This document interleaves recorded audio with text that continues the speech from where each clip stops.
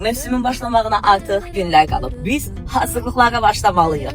Necə və hardan? Əlbəttə ki, saçlardan. Yollarıq Aytacımızın yanına. Helikopter, helikopter. Tanlaşdıranda eləyərik. Yaşa çəkəm. Prosesimiz.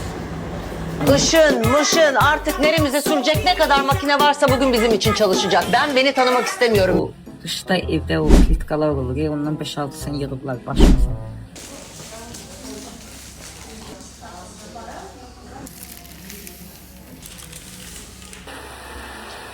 Sen çay verersen.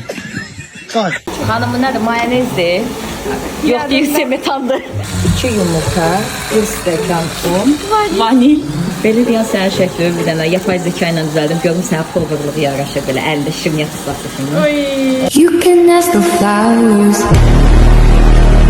180 dərəcədə 40 dəqiqə düşürəcəyik. Bu qız öz üzərində işləyir. Görürsünüz nə gözəldir.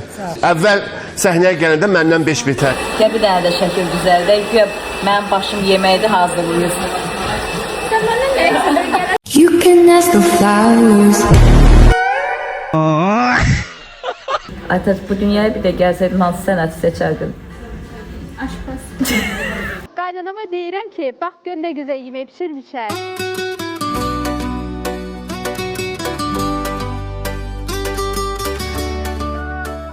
Aşpaz olduk, kabul olduk.